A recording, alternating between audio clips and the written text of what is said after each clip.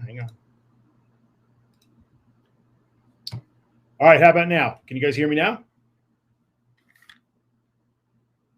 There's no voice. There should be a voice. Hang on. I cannot read lips. No, there's a sound problem. Hang on a second here. I may have to stop it and restart it. Okay, now you hear. All right, for whatever reason, it's not digging my my fancy gear, so that's cool. Sorry, guys. Sorry, there was a little audio problem. Looks like we're back in business here. So the audio might not be the greatest, but that's okay. We'll do what we got to do. Very good. So thanks for hanging in there with me while I work that out. His lack of sound is making me anxious. It was making me anxious too. I didn't know why it was not working. I got all this fancy gear here, but clearly didn't want to work. So we'll just go the old-fashioned way, and we'll use the built-in mic on the Mac. So sorry that the sound is going to be so great. So we're just going to do, like I was saying, we're going to do a little Q&A. There was a ton of questions. I'm not going to be able to answer all of them, but I will do the best that I can. And so let's see. What else can I tell you guys? Yes, the only way out is through, says Brooke. For those of you that don't know, I'm not really here to hawk merch, but yes, I actually, if you go to the anxioustruth.com/links, you'll see a link to like an Etsy shop, the Anxious Truth shop. So there's these kind of things are in there. So there you go. Oh God, Mercury's in retrograde. Don't even get me started on that. So anyway, I appreciate that you guys are here. We have 25 folks here. Let me know where everybody's from. Some of you guys I recognize. If you're in the Facebook group, by the way, and you're watching, then I can't see your name. I only see Facebook user. That's a Restream problem. Sorry. So I won't know who it is.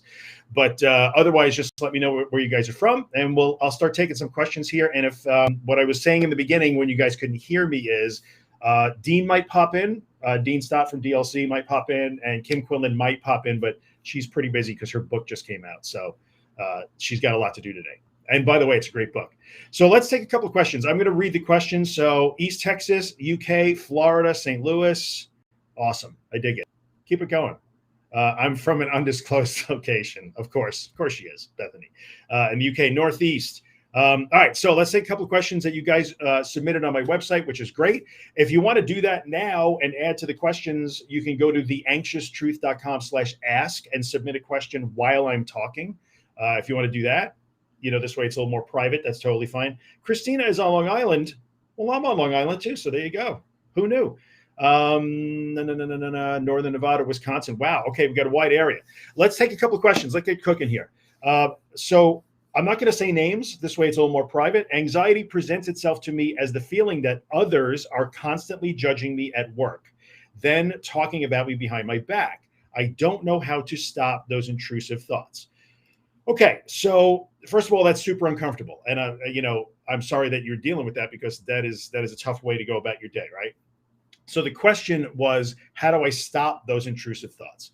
The answer to that would be that you don't. Like, your job is not to stop thinking that, because you can't. Like, you cannot stop thoughts, right? That's that old experiment where if I say, don't think about a purple dinosaur, you will automatically think of the purple dinosaur because you're trying not to, right? So you can't, if you're having thoughts like that people are talking about you and they're judging you, that your goal is not to try to stop those thoughts from happening or to try to twist them into something different. Thought stopping, thought changing, that stuff just doesn't work. So really your goal is to learn to live with those thoughts and say, well, number one, there's two things. I'm having those thoughts, but it doesn't mean that they are true, right? And the second thing is, well, I guess even if it is true, I can still handle that. So that's a really short answer for that, to that question, but you're not trying to stop the intrusive thoughts.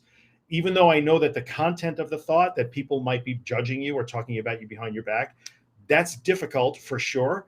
And it makes you really uncomfortable, but trying to stop yourself from thinking those things would be really, really, really, really hard.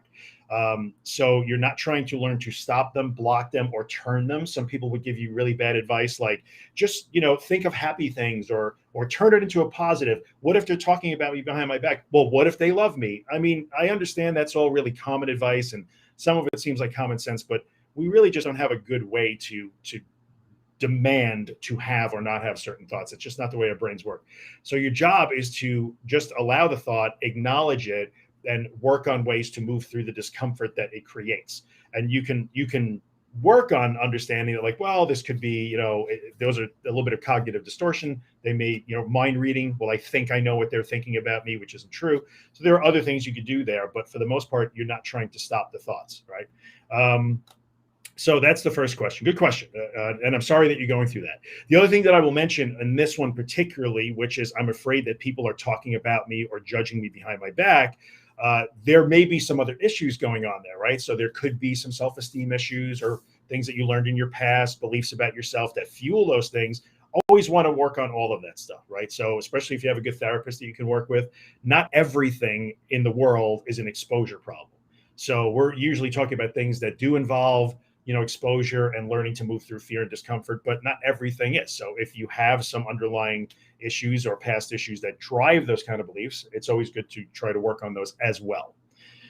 Next question. I prefer purple dinosaurs. Who wouldn't? I mean, come on.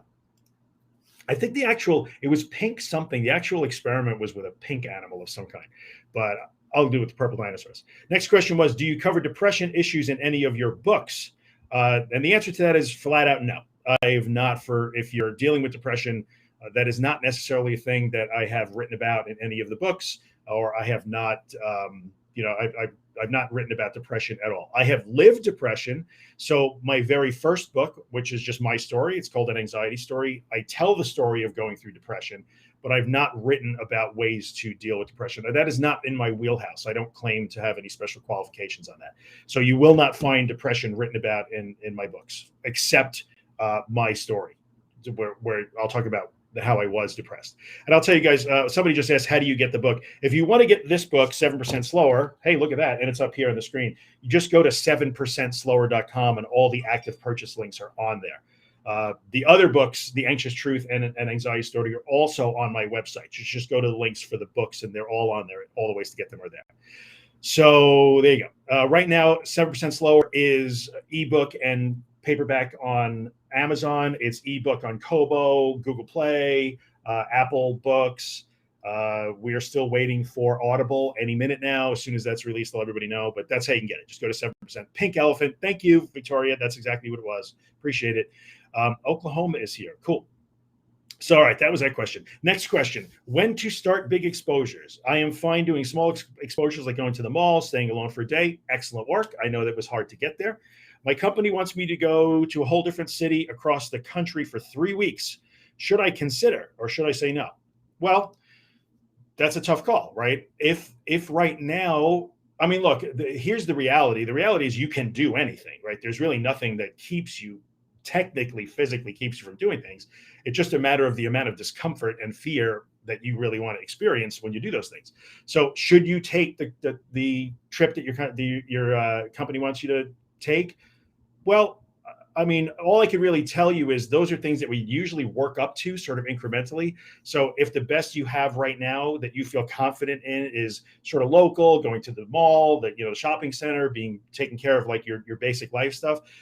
If a trip across the country is not something you are even remotely close to confident in doing yet, then what I would tell you is if you did decide to take the trip, depending on how long you'd have before you have to do that, you really would want to start to ramp up those exposures and start to work on getting closer to that goal before you did it.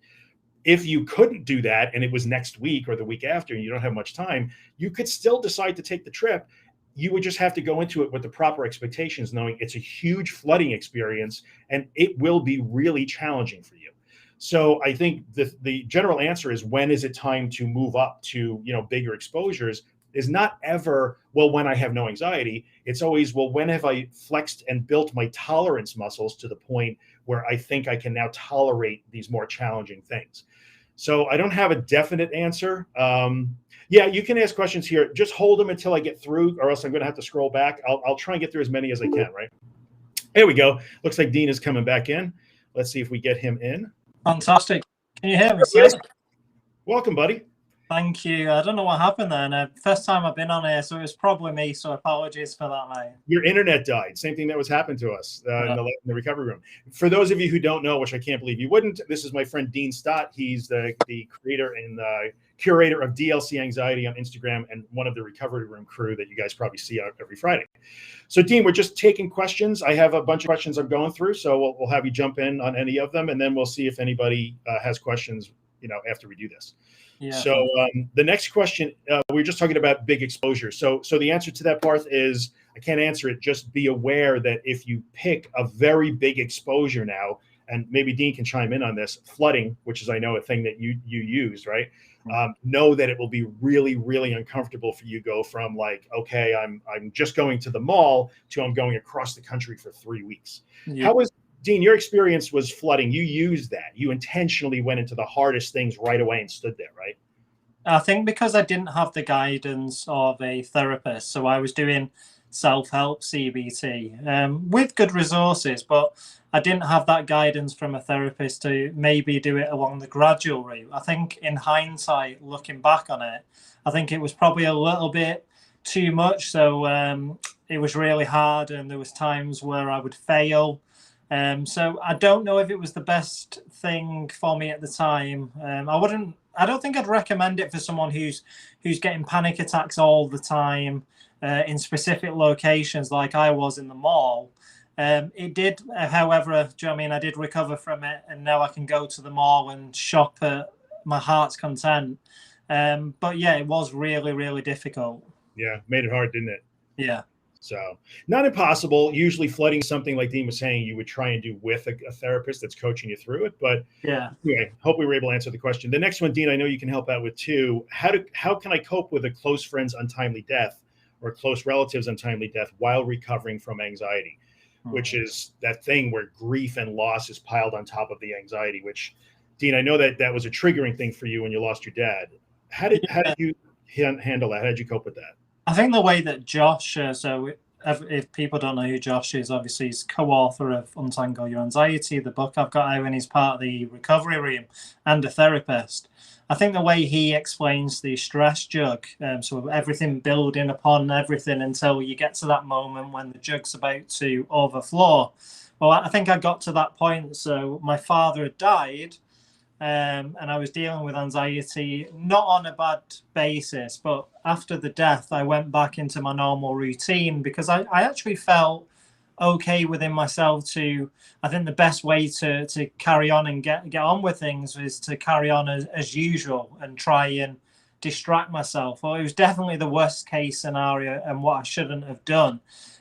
Because what happened was all that stress that built up in the jug had overflown, and that created the panic disorder. So that trigger of the passing of my father, I would say, was the number one creation of this panic disorder, of me being having four panic attacks a day. Yeah, that makes sense. So I think the question that is not that it's impossible to deal with it. It certainly makes it more difficult, but the loss of someone close to you would make anything more difficult, right? So, is it impossible? Is there some sort of special way to deal with grief, loss, and anxiety at the same time? Probably not, other than to understand that you're going to have to experience all that and to get any help that you can access who can help you through that. You did some grief counseling, right? Yeah, I was just say the grief counseling really helped actually. Wasn't really anything too much, but just having someone there to say that the process that you're going through is, do you know what I mean? I never knew of the different stages of grief. I wasn't aware of that, but they really are real, and I really did go through them. And you can go through different stages at different times. It's not a set order, so you could go through one stage before another. And yeah, just knowing the process of grief and knowing that it was a process that I would have to go through, I think helped the anxiety as well. Yeah. I'm sure that it would. So good answers. Good. Thank you, brother. Okay. So the next question we're going to take this is a question about anger. I'm about 75% recovered, but I find myself getting really angry often. How can and this is interesting. I can now spot bullshit a mile away and have zero patience. This is what this person wrote, which made me laugh.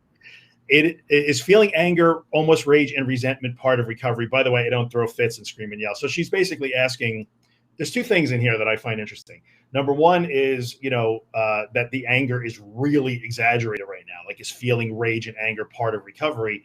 And the second thing that I want to talk about is I can smell bullshit a mile away now. That I might have to, I think I might smell bullshit there. But for me, one of the things that I know while I was working in my recovery and while I was in the grips of anxiety, and Dean, I don't know if this is for you too, my emotions, I felt them so much more strongly. So yes, everything was elevated. I also know that I don't know if this person's situation, if there's medication involved. When I came off my medication, my emotions they came back and they got magnified like 10 times. I was crying at toilet paper commercials like on TV. It was really crazy. So is it part of recovery? I don't know if it's part of recovery unless possibly you've changed medications that were tamping down your emotions. That can happen.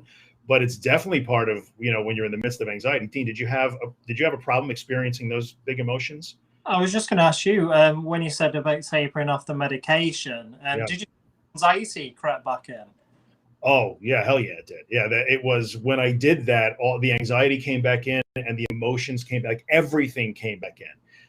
And it came back in, I'm not trying to, these aren't like tapering horror stories, but for me, my experience was, yes, it really amplified my emotions a lot. That came back down over time. Like it didn't stay that way, but that was part of, when I stopped taking the medication, that was part of it. So I don't know if there's medication in the mix, that could be part of it. But, feeling those strong emotions and having it really be amplified is part of, I think, anxiety for a lot of people. Well, it would make sense as well if it was the medication route, because I hear it a lot, and I'm sure you hear it with your community, is that people on medication, they're like, yeah, when I'm on it, it does bring the anxiety down, but it sort of levels out everything. So you're not feeling sad, you're not feeling happy, you just tend to be just floating away and not really feeling anything. So when you're coming off that medication, and like you say, you're starting to feel all these emotions again, I could understand how anger would come to the forefront. But I have also heard of people going through anxiety disorders. Just the frustration of the anxiety can cause anger. Yes, absolutely. Like, being frustrated is a real thing. Oh, we might have lost Dean. Did he freeze? Possibly froze. All right, hang in there, brother. If you come back, yeah, his internet is dying. We might lose Dean. Anyway, so if he comes back, that's great. We'll just keep rocking and rolling here. The other thing that I wanted to talk about in this question is the now I can smell bullshit a mile away, as if somehow two things could be going on there. Number one, if you're just still really sensitized to the feeling of big emotions and being triggered by big emotions, then calling that the ability to sniff out bullshit just might mean, well, I get angry at a lot of things that maybe you don't have to get angry at. I'm just throwing stuff against the wall. I'm not saying that's correct. Just giving you things to think about. The second thing is, if in fact you're in a situation where your emotions were damped down, sometimes that medication will also kind of tamp your judgment down and your perception down, right? Yeah, we lost Dean. He'll pop back in. He's having internet problems over there in Wales, so that could be what's going on. So that whole thing that somehow now in your recovery you can smell, you can see nonsense, maybe, or it might be just that you're a little bit more sensitive right now to that, and so it seems like you're seeing things everywhere. Maybe that could be a bit of a distortion, or if your emotions had been tamped down and your judgment and your perception have been tamped down by here he is again, by the med use. That could be what it is. We lost you, brother. This internet issue, but yeah, we're in the process of getting it sorted. So hopefully next week we'll be back up and running. Yeah, we get it. So, well, we're going to move on to the next question. So let's take the next one real quick. We got a bunch of them. I'm never going to get through all of these. This one I don't want to get into. I'm sorry, but I don't want to get into like medication discussion and how to taper and that sort of stuff. Okay. This is a good question. I know from your podcast and previous books that seeking reassurance is not moving toward recovery. And we'll address that there is a good kind of reassurance too, or assurance. My question is, are there more healthy ways to share your struggles with friends and family that doesn't keep you stuck in that loop? It's a good question. Very good question. Yeah. The thing that I want to add first on this one is not all reassurance is bad, right? So I know that sometimes people take that idea that, well, reassurance is not good. Okay. And generally speaking, you don't want to base your entire coping strategy on reassurance. But, if you're not sure about something, and especially if you're new, you're at the beginning of this journey, well, you have a right to be educated. Like psychoeducation and being explained to this is what's going on that's productive assurance. That's called learning. It's when you get into a repeated loop where you get assurance and then you have to come back the next day for the same assurance again and again and again. That's what we want to avoid. It also almost becomes a compulsion, doesn't it? Having to ask for the reassurance because because that little bit of reassurance brings the anxiety down a little bit, but it never brings it down fully, does it? And you have to then ask for assurance again. But yeah, completely agree with you there about the psychoeducation. If you're just asking initially and learning about it, then it's fantastic. Yeah, you got to be, it's called teaching. You're allowed to have people teach you things. You just, once you have the information, or once you've got that third, checkup from your doctor, and 3 doctors have cleared you medically, when you continually go back again and again and again, that's a problem. So what is a healthier way to keep your friends and family, or express your stuff to your friends and family?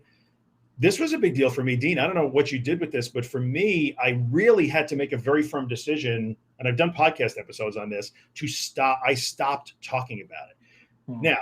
Now, you might say, well, that sounds really cruel. I'm not allowed to express my emotions. Well, not really. But in this situation, I had to recognize that the expressing my emotions had gone way off kilter, and it turned into just constantly just speaking my fear, just because it felt safer. So, I would speak my fear, how I was feeling, because I needed to know that the people around me could save me from it, right? So I had to decide, well, I'm going to have to err all the way on the other side, and I'm going to have to just stop talking about this and just be silent. For me, I found that it was way better to just be much more objective and factual. Like, hey, and after the fact, I was really struggling today, but I still did my stuff, and I did it, and I'm okay. Like, today was a really hard day, and you could share that, right? Like, I had a really hard day today, but I got through it, and I'm just going to try again tomorrow. That's a better way than continually telling your friends and family that your heart is beating quickly, or you're having a hard time breathing, or that you're afraid, or that sort of stuff. Dean, how did you deal with that with your people close to you? Yeah, I'll be completely honest with you. I probably fell into the trap of telling people when my levels of anxiety had heightened. So I'd be out with my friends or with family, and I'd say, hey, listen, I'm feeling anxious now. At the time, it actually helped me, because it was almost like I was getting the thoughts from in my head out to the person there. But I don't know, by what you're saying there, Drew, if that was continuing the loop of anxiety, because I'm always having to tell them that I'm feeling anxious to reduce the anxiety. So that's a really good point, what you said. Yeah. And for me, it definitely was continuing the loop, because I was continually thinking, every time I spoke my fear out loud, or I told somebody, and I started getting really sneaky about it. Like, I knew I shouldn't be saying it, so I would just sort of get really sneaky about, like, I would make fun of it. Like, oh, this anxiety is so stupid. Like, why does my brain keep telling me this? Yeah, that was like covert reassurance seeking, like, but I knew what I was doing. I thought I was being slick, but everybody around me knew I wasn't being slick. So I get it. But and the question, Drew, is what do you do when the person isn't there? So you get anxious. right. So often used to telling the people around you, but you're on your own. Do you know what I mean? What happens then? Yeah, it was a thing. It's interesting, because somebody just commented, someone from my Facebook group, I don't like talking about it at all. So some people go the other way. Like, they do not, I'm not going to tell you about it. I don't want to talk about it, because it makes it more real, or it just puts it in my face. So, but if you circle back and start telling the people in your life that, yes, it was challenging, but I did it. I'm okay. I'm doing it. And instead of asking them to just hold your fear, ask them to support you while you hold the fear. Probably a better way to interact with them. So let's move on to another one. Let's see. Okay,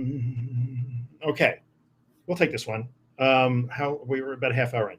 Don't know if I'm in the right place. I am fine with all the physical feelings of anxiety and do not avoid anything. But then something comes over me, and I feel trapped in the feeling of not being able to get away from anxiety. So I hear a little bit 2 different things there. Yeah, I know, definitely conflicting things. First start of the question, great, isn't it? To being able to accept the symptoms of anxiety, Right. But in the second part says that they're still on the journey to recovery, isn't it? From what I'm hearing there, I don't know if you agree, Joe. Yeah, I do. So I'm hearing a conflict there that says, I don't avoid, well, that's fine. I don't avoid everything, which is great. So you're feeling like it's not limiting your life. And did they say that they're not afraid of it? Like, I'm fine with all the physical feelings. Yeah. But when they come up, then you feel like you can't escape from it. So I'm hearing that's the conflict there. So if you were really fine with it, which is, I understand you're not, like, I wouldn't expect you to be. It takes a long time to get fine with it. but the feeling that you still need to escape. So in other words, what I'm hearing is I'm totally okay in the pool. I'm a great swimmer, but as soon as I get wet, I freak out because I got to find a way to not be wet. So that's, tells me that you're not really a good swimmer. You're still afraid to be in the pool. Yeah, anxiety recovery is not about when am I not going to feel anxious again. It's about not bothering if you do feel anxious again. It's about not having that effect on you. Or not needing to escape. So I would say, regardless of what it is, whether there are, okay, that's great. You don't have specific places. The supermarket isn't a trigger. But whenever you do get triggered, you feel you have to escape from it. That just tells me you have to continue to work on those tolerance and the willful tolerance, the navigation, the moving into it as opposed to trying to go away from it. So the feeling that you still think you should have to get away from it tells me, regardless of the triggers, you still have to work on that. When you do get triggered and it happens, you have to work on changing the way you react to it then. So whether there's a specific place or context, or it just might happen randomly based on stress or whatever it is, the rules are kind of the same. Would you agree with that, Dean? Yeah, I would. And people, and it's a good question as well. So people often say, so for example, if we just took an example of someone who gets anxious on a plane, if someone's continually going on a plane and still getting anxious, but not seeking reassurance and just dealing with them anxiety symptoms, but the anxiety symptoms are still coming, Drew, does that mean anxiety recovery? Or is anxiety recovery that they need to get on the plane and not feel anxiety? I often get that question a lot. Yeah. I mean, I could tell you my definition. I don't think there's really no specific definition we probably all 100% agreed on. But my experience was, and the experience of most of the people that I deal with, is recovery happens when you really get to the point where you don't care if it happens. And when you don't care, that's when it kind of stops happening. So it's really hard because you never want to accuse somebody of like, well, you're lying, you still care. Well, you may feel like you really don't care, yet when it pops up, then you care. So, it's a tough one, but I think it's really when you don't care and when you truly do not care. I don't care if I'm 35,000 feet in the air between New York and Los Angeles. If I panic, I panic. It is much less likely that I'm going to panic in a plane from here to there. And what that behavior that you take on, that inner narrative that you're telling yourself, reduces the anxiety. I think that's the most important thing. That is what brings the anxiety down, and you start to have less anxiety on them trips because of that way of thinking. Yeah, definitely. When you get to that point, it's that really when it sort of starts to fall off and it doesn't happen anymore. So that was a really good question. This is another good one, right? Exposure versus white knuckling. Like, for those people who don't understand, we use white knuckling all the time. That's like when I used to use it for driving. You're so scared of driving that you're holding the steering wheel so hard that your knuckles turn white, or you're just like gritting your teeth and powering through it. That's white knuckling. Had anxiety for 15 years, always go to the store, yet still anxious. Enough forced exposures, I think it would be gone. This is a good question. Is it really all just mindset to go from white knuckling to an actual, which I would say, productive exposure? I'll sort of interpret the question.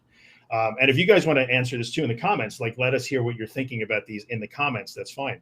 So she's basically asking, is it really just a mindset shift to go from just powering through and then running back home to an actual productive exposure experience? What are you thinking? I think it is about just putting yourself into that. I remember having the conversation with Josh about, and we were speaking about water bottles. So people having a water bottle with them to be able to go through it. And I want to know your take on it as well, Drew. If someone's at the start of recovery and they're avoiding situations, and to be able to put themselves in that situation at the start of recovery, they need a water bottle. Do you think that's a good or bad thing, in your opinion? If it makes them start to expose themselves to the situation that's bringing on the anxiety? I think it's I write incessantly and I use the word incremental all the time. So I don't think it's a bad thing in the beginning. I know for me, first I had to get out the door. And if I was getting out the door with a water bottle to start, well, then so be it. Yeah. So I was able to start putting myself intentionally into those situations. And then I knew I had to start leaving the safety things behind. For me, it was water and mints. Like one of the biggest things was not having the phone with me. And this is back it was a while ago when I was doing the work. It was over 10 years ago. So, early flip phone in the first case, but not having the phone, not having my Xanax with me, which I never took, but I always had it with me. So in the beginning, if you're going to do that and use those things, I get it. If that's what gets you into the flow of the exposure and the work, then more power to you. You just have to know that part of your plan is I'm going to have to start to leave those things behind as I go along. Right. Because who gets the credit in the end. Yeah. Yeah, that's how Josh always says who gets the credit, which is really, really good. I think the question, is it really just a mindset? I don't know. Like, I don't think exposure is a mindset. I mean, the mindset can set you up for it. The exposure is really a change in behavior. So when you go into those scary situations that trigger your anxiety, the change is really how you behave. So white knuckling is the reason why you say white knuckling and everybody sort of knows what that is because that's an actual behavior, right? So like I talk about it in 7% slower, like you speed up, you start to rush, you tense, you're pounding your feet, you're stumbling over things, like you're trying to get out of the situation as quick as you can. That's behavior. So you can have a mindset that says, I'm not going to do that anymore, but only the change in behavior actually turns it into a productive experience, which is when my lizard brain is telling me that I should tense up and clench my teeth and tense every muscle and run and go fast and try and escape. I'm going to do exactly the opposite behaviorally. That's the difference. That's the difference between white knuckling and what becomes a productive experience. Because then you did nothing to save yourself, none of the tensing, escaping, running, fighting, bracing, keeping it at bay, and you still wind up okay. And then, like Josh is fond of saying, you get all the credit. So it's not mindset, it's a change in behavior, but maybe the mindset leads to that. Possibly. And it's worth saying as well, when you start to change that behavior, when you're doing it, it feels so wrong, doesn't it? It feels completely opposite to what your body is telling you that you should be doing. And that's okay. It's fine to feel like that because, like everything, it takes practice. It's not going to happen straight away. That change of behavior is not going to reduce the anxiety straight away. And a lot of people get frustrated because a lot of people want results straight away. And anxiety recovery isn't a straight away thing. Well, I've never heard of someone coming over it like that anyway. Yeah, it's pretty rare. It doesn't happen that way. So Nikki in the comments was just saying, like, the white knuckle feeling comes and goes through its exposure, which is right. Like, it's even at the micro level. So if we look at the recovery at the macro level, it will sort of look like a line up. But if you zoom in, you'll start to see the ups and the downs and the bad days. And even each exposure has the same thing. Like at a micro level, from minute to minute, you might be handling it or tolerating it a little bit better. The next minute, maybe not. But in the end, it's the overall outcome that we care about. So yeah, that is kind of what happens. And it changes over time. You get better at it as you go. So if you're not so good at it now, totally fine. It's okay. You'll get there. Keep practicing. Let's see here. Let's go to take another couple. I can do about another 10 minutes or so, and then we'll see what's in the comments here. By everyone. Thank you so much. Yeah, very good. Everybody's participating, helping each other out. I dig it. This one. Okay. I have a question about GAD, generalized anxiety disorder. I have 24/7 physical symptoms, and my brain keeps shoulding all over me. Very funny. I should do this. I should go there, go all the time. And it's about people, situations, activities that I don't like to do. People I don't even like. Is the shoulding a GAD thing? And should I stop listening to it and do the exact opposite? It's really stressful. It's a great question, right? Yeah, what do you got? I'll let you start. Go with. Oh, okay. So again, all of this stuff comes from, having the benefit of it's crowdsourcing, right? So it's such a nice big community of everybody that's so engaged and active and sharing. What you start to see is these patterns. Yes, the shoulding all over yourself, which is cracking me up. I don't think I've ever heard that before. Yeah, it's totally driving that, I would think. Like a lot of people with GAD will do the old, like, I don't know where it's coming from. I don't have panic attacks, but I'm anxious all day long, and I don't know what it is. But then they start to realize when you start to question them, like, well, are you an overthinker? Are you an overplanner? Are you see yourself as an overachiever? Are you a perfectionist? Are you a people pleaser? Are you a fixer? Are you a worrier? WOR, not WAR. And a lot of times it'll be like, oh yes, I'm that, and that.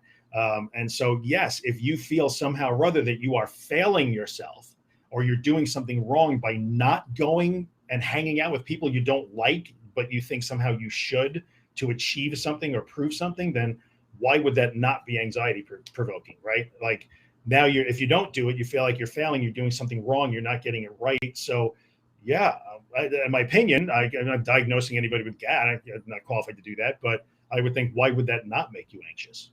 Right. And that's something that you dealt with, Drew.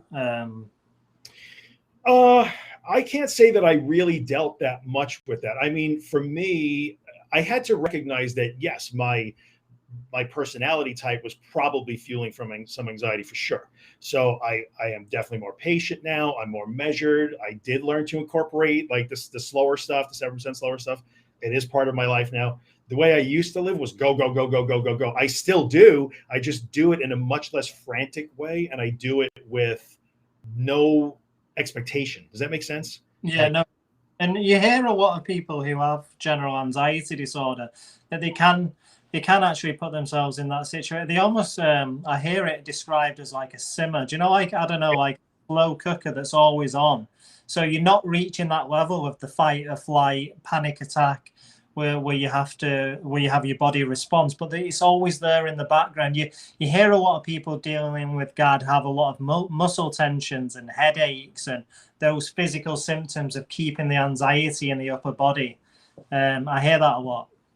Yeah, and it's, there's always a lot of those drivers in just their personality. I'm not saying their personality flaws or they're not, it's not your fault. You don't do anything wrong, but it's always interesting to hear somebody say like, well, do you default to thinking as your primary coping strategy with the world? Do you generally engage with the world up here instead of here? And a lot of times the answer is yes, I do. So if you're constantly thinking as a means to solve problems, find problems and then solve them, and you can't because thinking doesn't solve every problem, that's another loop that starts to fuel that. And then the physical anxiety follows. So like we react physically even in that way. So yes, you're shooting all over yourself. And my opinion would be, yes, it's absolutely driving it.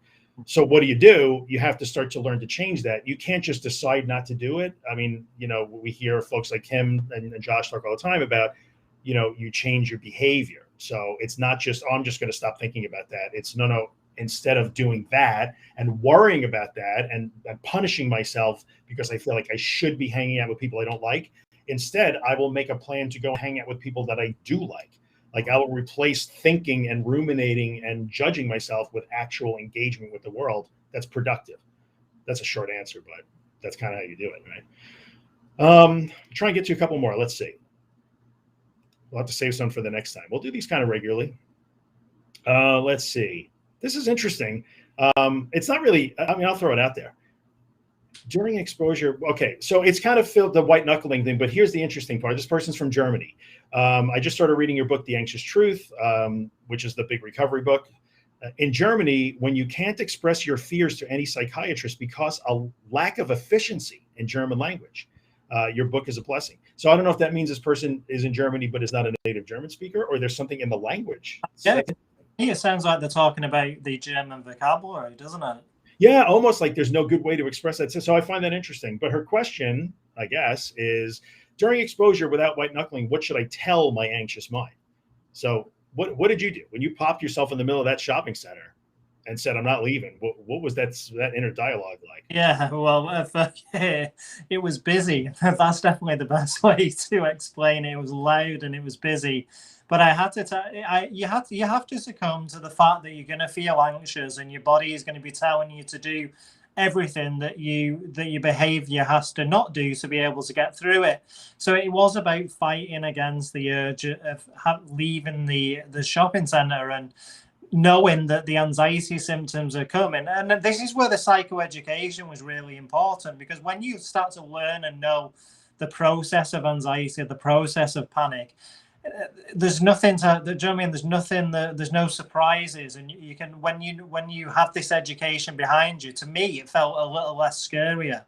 So psychoeducation was probably one of the main sources of helping me to overcome a panic disorder. And then the nitty gritty, doing the hard work, was putting myself in these situations, knowing that I was going to feel anxious, knowing that I was possibly going to have a panic attack, but also knowing that every time I'd had a panic attack in the past, that it was okay. You know, it was uncomfortable, it felt horrible, but I was still here to live to tell the story. I didn't have to go to hospital. Luckily, I know that some people do go to hospital for checks on it, but panic attacks can never harm you. Yeah. So, I mean, that really, for me, I'm so with you on this. Knowing ahead of time, there's even a comment here. I'll put it up on the screen real quick. There's a lot of stuff on the screen right now.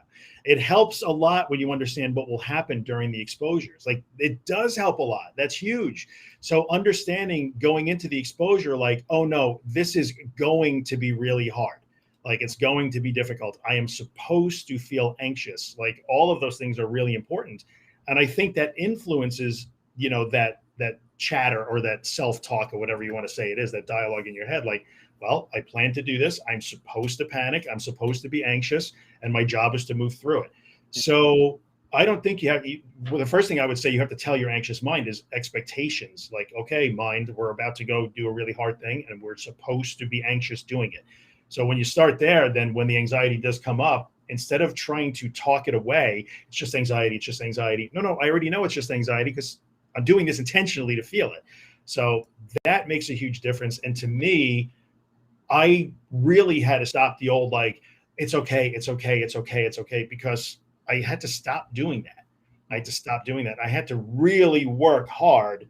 And this is where the skills I talk about all the time, focus and breathing and relaxing my body. It wasn't about what I was telling my anxious mind. It became about what I was showing my anxious mind.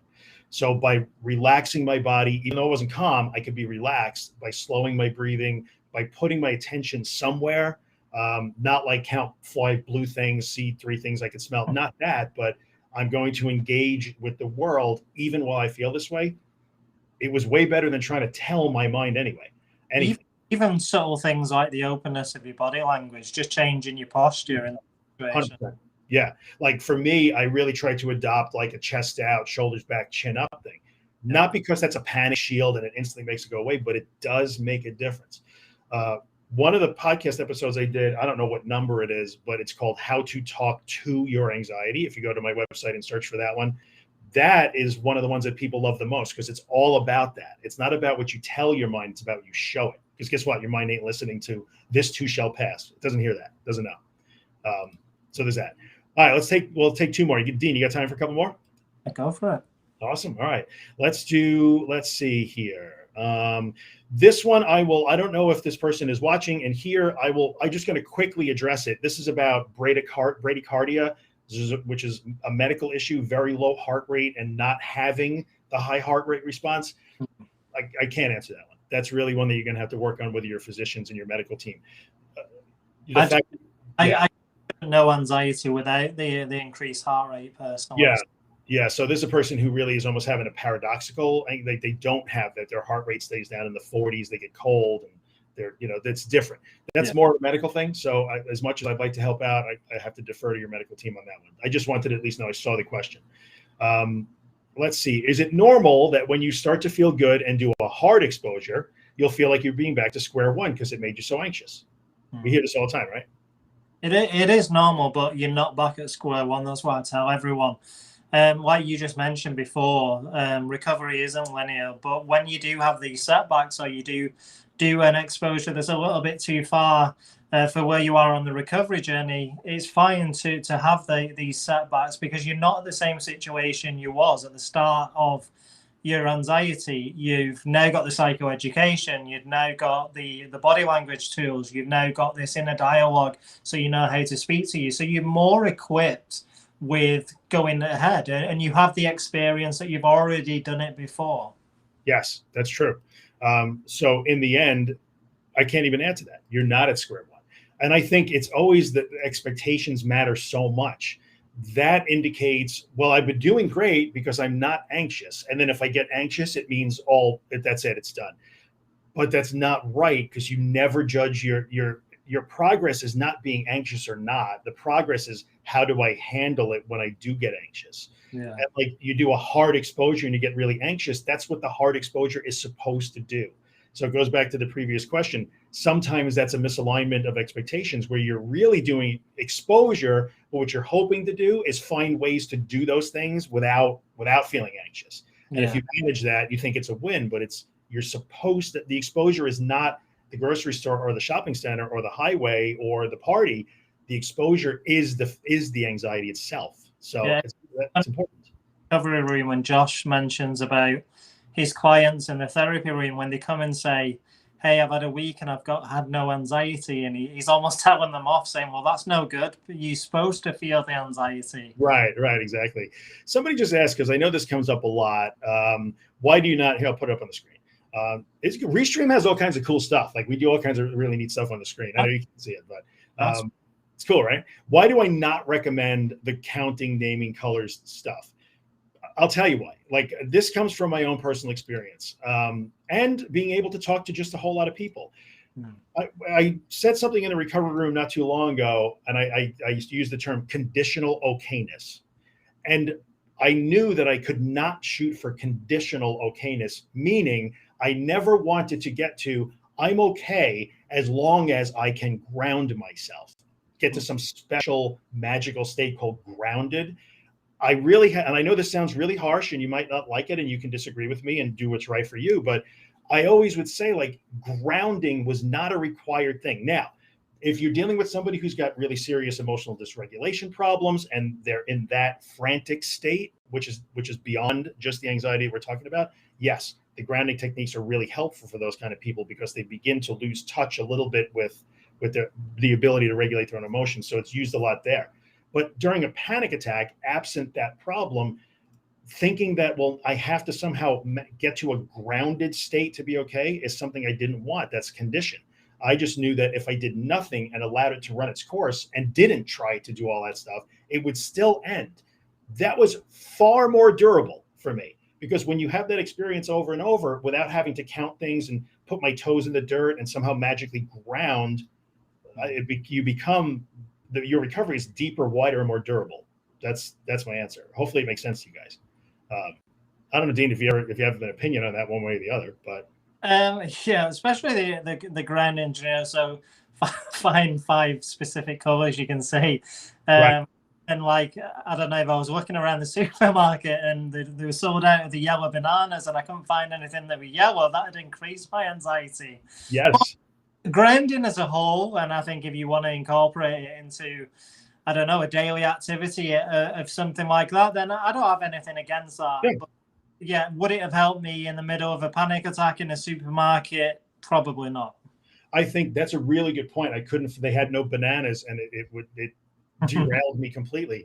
Yeah. I know I have somebody close to me in my life that had a panic attack at work not too long ago, in the last year or two, and the person she was working with is actually a counselor, like has experience in mental health, and did that. Okay, look out the window, see if you could find five blue things, like see if you can smell.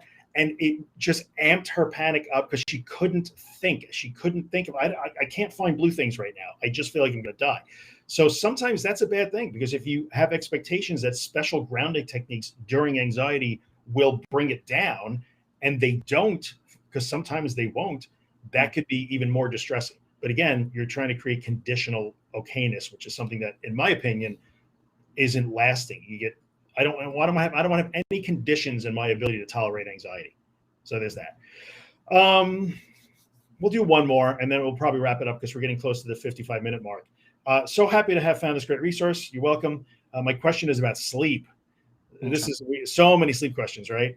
There are many nights I have crazy, scary, nonstop dreams. I feel the energy and let it be. How do you sleep? When nights like this occur, do we relax into them? I'm exhausted the next day, but tell myself it's anxious energy releasing. Thoughts? I don't know. You ever have sleep issues? I'm a terrible sleep resource, because I do. So Ray is a machine. He doesn't sleep. 5-hour difference between me and Dean is irrelevant, because it means nothing. I know that when I wake up in the morning and I want to speak to Drew, I know he's there to answer me. Yeah, I think I did have sleep issues. One thing that helped me was a lot of people say, how do I get to sleep? How do I get to sleep?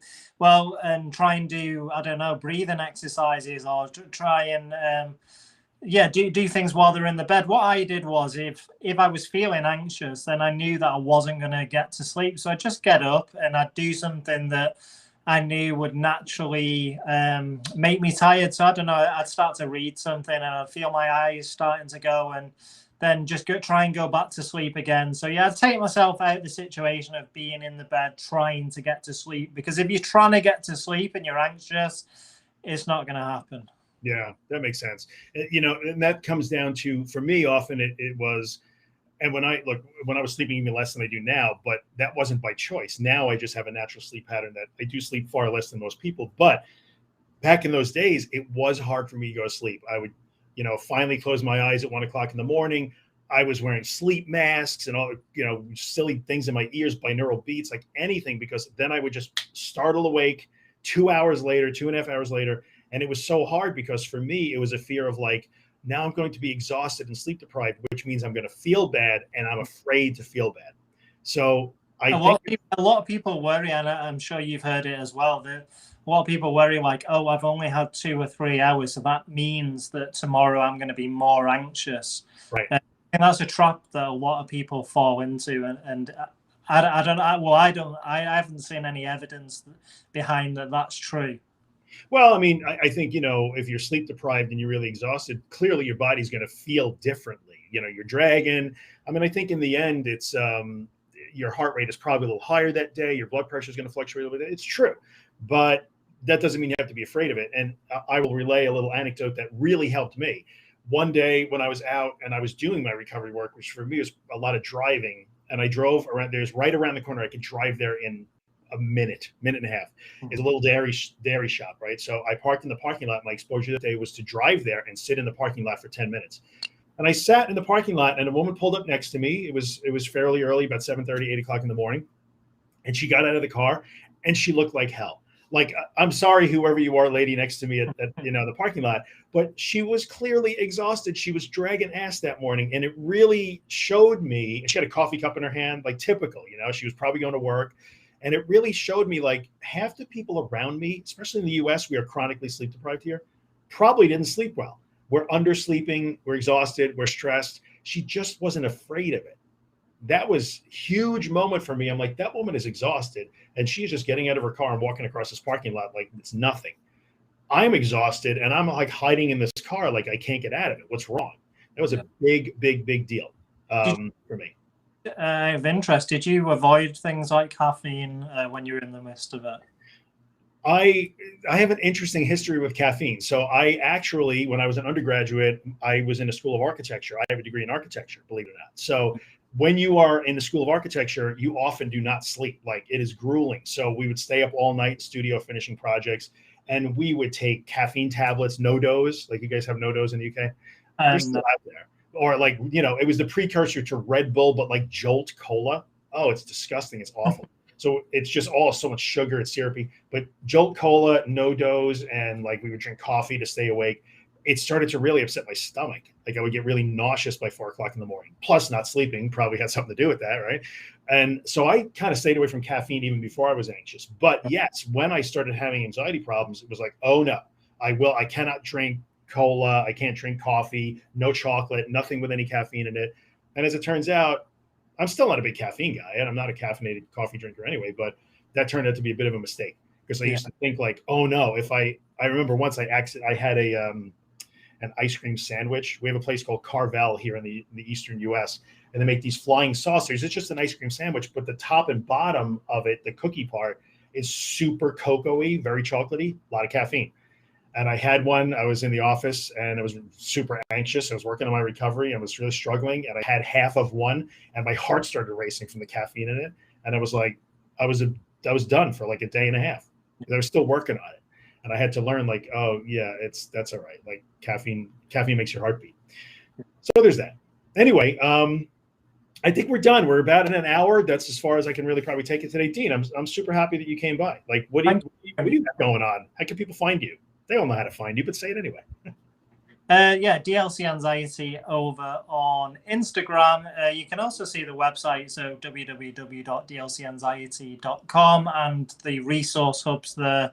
You can see stuff about Drew on there, which is fantastic. And we do the recovery room every Friday around this time, when the internet is not playing up, which should be next week, which is fantastic. I should be doing it from Spain next week, which will be really it's going to be great. Yeah. I'm fully expecting you to speak Spanish. I'm going to be disappointed if you don't. Salsa dancing, I did say. Very good. All right, guys, thanks for coming by. I appreciate it. I'm going to do it because it's my video. Like, if you don't have this book, you really should check it out. Like, 100. Proud of it now. Now everybody that's reading it is raving about it, and they're finding it super useful. And I'll let you guys in on a small secret. It's not set yet. Like Dean doesn't even know this either. But before this, I was on the phone with some folks who are going to help me create book clubs around The Anxious Truth and around 7% Slower. So there'll be actual virtual book clubs where you can join 10, 15 people and go through like a 4-week thing, or 7% Slower will be short, be like a 1-week thing. Where you can actually talk about the book, and there'll be some extra content and video and all that stuff. So I think I'm going to do that. It's going to be pretty cool. So there you go. You guys heard it first. Hosting in it. Will you be in the group? Yes, well, we're working out the particulars right now, and it takes about 90 days to make this stuff. So it wouldn't be until like probably after the holidays, but yeah. But get the book, because everybody that's reading it is really digging it. It's inexpensive. Just go to 7percentslower.com. All the links are there. Audible is coming. I promise. Maybe today, maybe tomorrow. As soon as it's out, I'll let everybody know. I don't know. Thanks for coming by. Thank you, Dre. Looking forward to the Audible. And yeah, well, just the people's reviews already on it, that how they're saying they're using it as part of their recovery as well, and you see it about with them. So yeah, congratulations, Drew, on another masterpiece. That's what I've got to say.